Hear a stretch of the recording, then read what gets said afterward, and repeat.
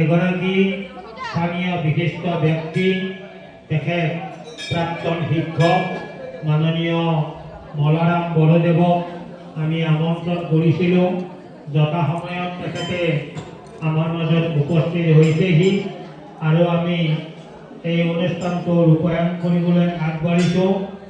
এই অনুষ্ঠানটি ৰূপায়ণ কৰাৰ আগমুহূৰ্তত আমি আপোনাসকলৰ ওচৰত আমাৰ মন্দিৰ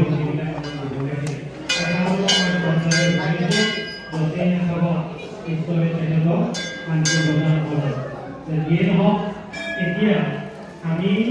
ইয়াত উপস্থিত থকা প্ৰতিজন ব্যক্তিয়ে এপাহি ফুল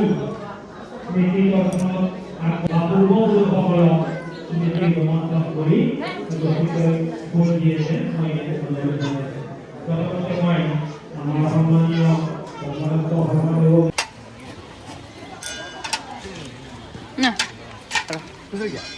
खुस्रा गैया हा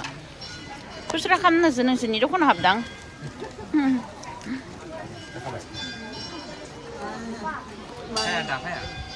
तिनथासोआवसो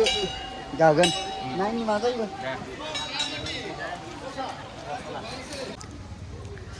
लावदुम जानोसै आरोना लोगोफोर माने जाबाय आरो नै लावदुमखौ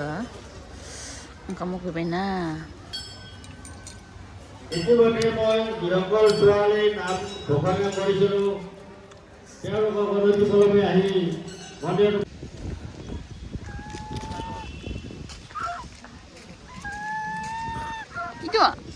Kido dia uндuna ha malai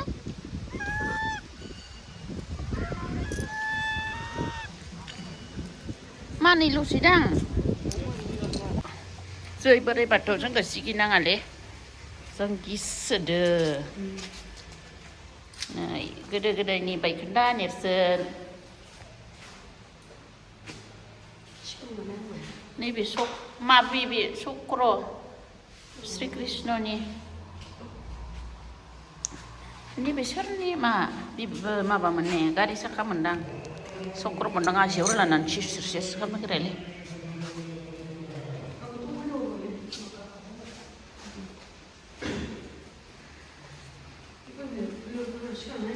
थिखांनाय हायालै जोंनि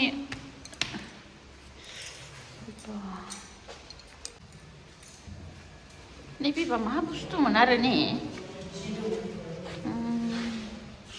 बिराद गुलुर गुलुर नैबेलाय मा बुस्थुमोन आरो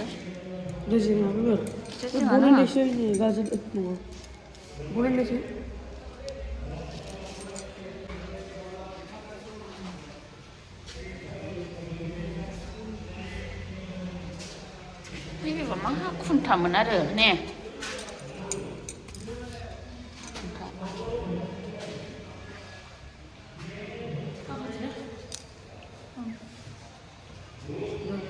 थांसै दे हांसो राजा थांसै थादो बाय बाय बाय बाय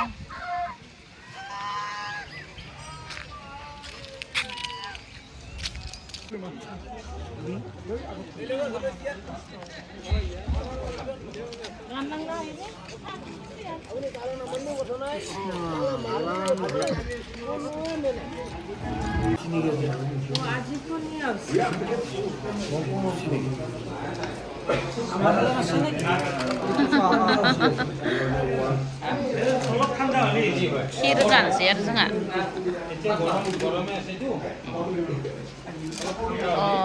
दा फार्स्ट जाबाय नालाय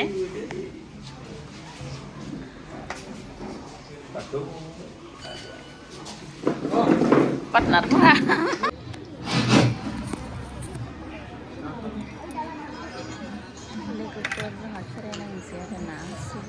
ओम नमः शिवाय नमः श्री श्री ताम्रेश्वर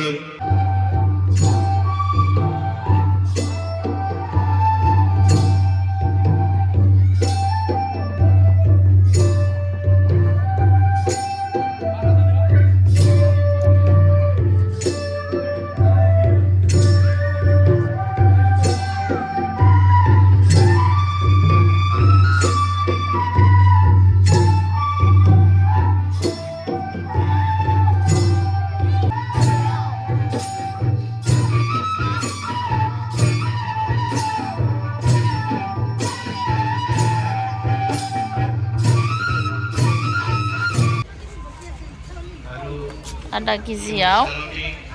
80 थाखा